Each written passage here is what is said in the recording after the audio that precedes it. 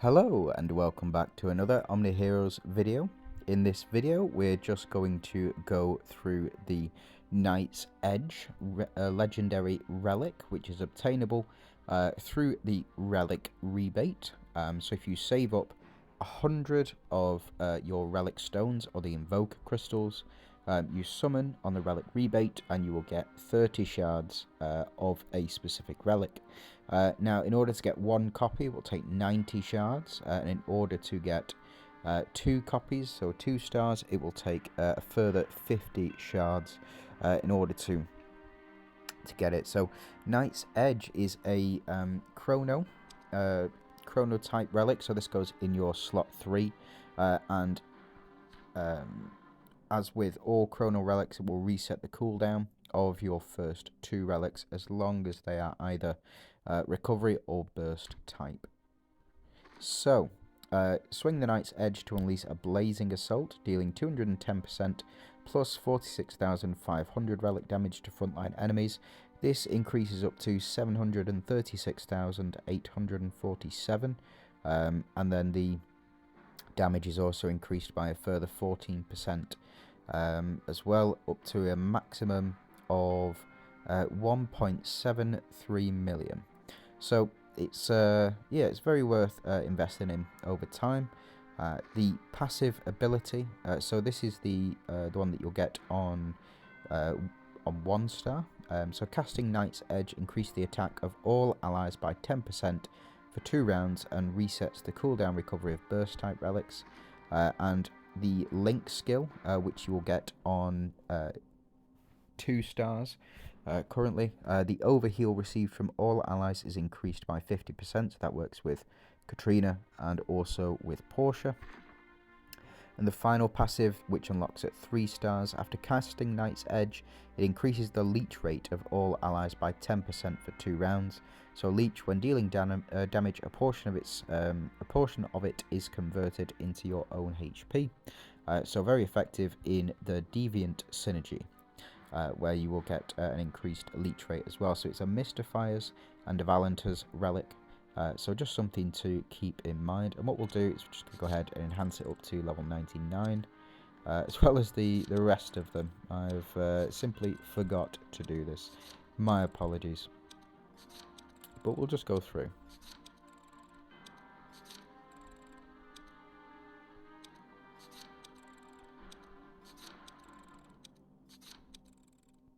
Yeah, every single time you level up, hopefully, I won't have this problem for too much longer. As soon as I get to level 100, and then I can just sit and watch these build up and do absolutely nothing with them.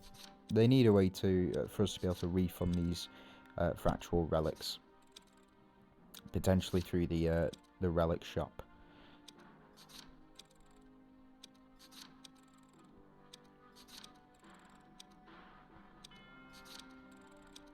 And I think that is nearly us. We've almost come full circle.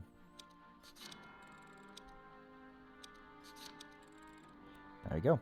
Right, so let's jump into some gameplay. So first of all, I'm going to show you the setups in Celestial Trials. So if I jump into my Celestial Trials here, as you can see, I don't use the Knight's Edge, primarily because I do have it here, the Judgment Blades instead, so it does increase the attack of all allies by 10%, and this increases the overheal. So it does increase the attack of all allies, but we don't need the overheal effect in this team specifically. What we do need it for is the Northern Duke. So we jump in, and as you can see, that has now been replaced with the Knight's Edge. So it's very handy in within the Celestial Trials Northern Duke here, because it does boost up Catherine, increasing her leech rate and also increasing the overheal effect as well. So you just pump the numbers up for Catherine a bit faster. Now let's jump into some gameplay and let's see how the relic performs. So we'll just go with a standard Valentor's team, or Valenter's team. Hold on. go with 280. Why not? Because we don't have a sage here. So there we go, Mystifiers. So we'll put in a Mystifier setup. We'll leave the relics as is. So as you can see, the setup that I've got is Death Scythe, Plague Bow, and Knight's Edge. And you can chop and change this. There we go. So we can chop and change this as we do need to. I think the biggest problem here will be, there's 2 Emilys already, so we will stop the double triggers with Talos. So this is the standard Mystifier setup and involving Catherine as well.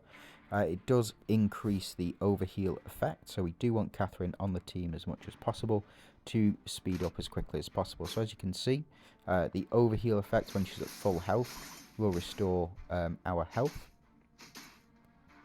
Will increase attack based on the overhealing applied as well.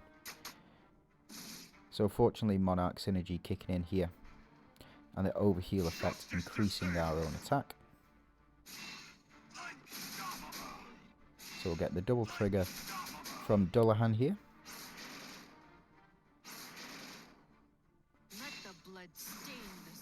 Then Sandra hopefully will allow us to survive a little bit. We do get a big miss there from Astrid, but it is what it is. And let's see this this overheal effect in action. So Sandra down. We do get that healing and the attack increase as well. Plague Bow goes off, so it's just another 5 attacks or so.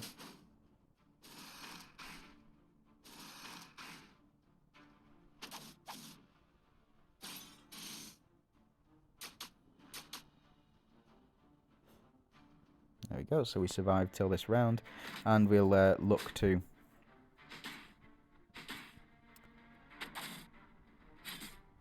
increase our overheal effect for 2 rounds here. So if you look down at the bottom, the leech and the attack goes up for Catherine. And unfortunately we're not even... Oh, we are able to see it. That's good, that's good. But we don't get to see the overheal effect, unfortunately, just because of the Mystifier's team not being too strong and the level that we're at, I think. So, unfortunately, we did get to see the effect, so it did reset the cooldowns. But let's try for a bit of a stronger team here. So we'll go Atrops, and we will go Seraphina as well. And the reason that I'm going these two is because Atrops will double stack with Astrid's ability, with Seraphina going first.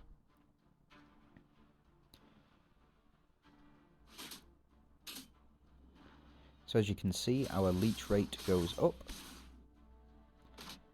And now our damage goes up with the Death Scythe relic. And we should get some big heals in from Seraphina here.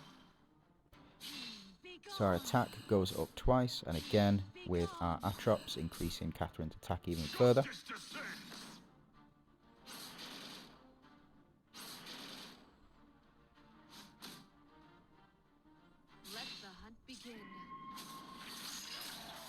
So Ellie down. It's time for a train. As you can see, Catherine's attack going way up. I think we are at max attack for Catherine anyway. Yeah, but it doesn't matter. So hopefully we'll see the Knight's Edge at some point. That would be nice.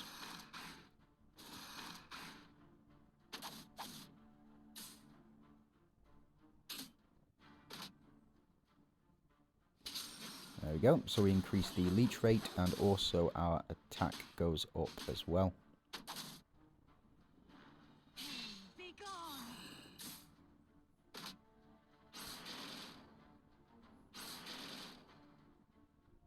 Shame. Right, okay, so let's move on to the Valenter's team here. We've seen the Knight's Edge in action over there. And let's just see how well this Valenter's team performs with the Knight's Edge. She must be stopped. So we will go you, and you. Next to take out the healer on the enemy's team. We can keep the relics exactly the same.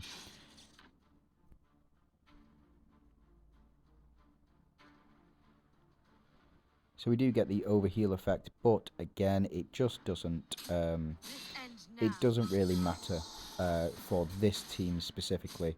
The link skill is not what's important. It's the increase in attack when it does trigger.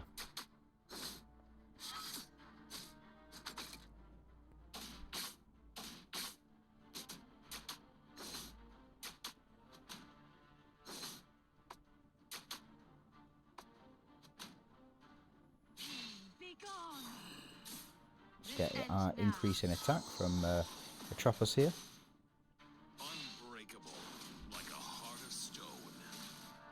And we get all 5 enemies taunted. Excellent.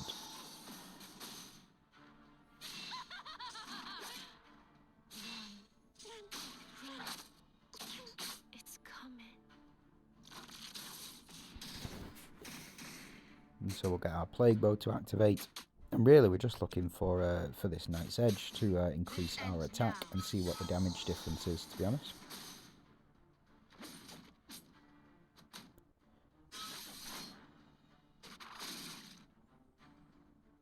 There we go. So now we can start to see some impact from that increased attack for the next 2 rounds. So as you can see, Nick's able to deal with both of those. And we'll trigger our Death Scythe as well. This ends now.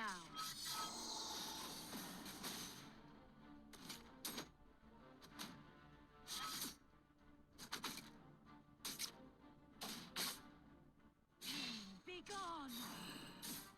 This ends now.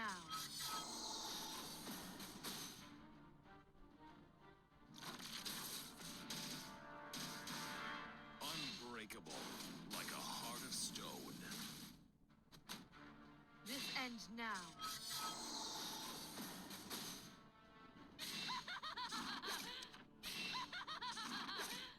Oh, it's thinking about reconnecting. Sweet dreams. Perfect. So as you can see, let's go into our stats here. So the relic itself isn't doing too much damage, but it does allow us to activate our first 2 relics again, giving us that additional bonus and allowing the damage that Nyx is doing to increase quite drastically. So that's the Knight's Edge. Let me know what you think down in the comments. Do you like this relic? Do you think it's important? Do you think it's valuable? Have I missed anything? Crucially, and if you do like the video, please do down below. If you could subscribe to the channel, be really appreciated. Thanks for watching. You have a good day.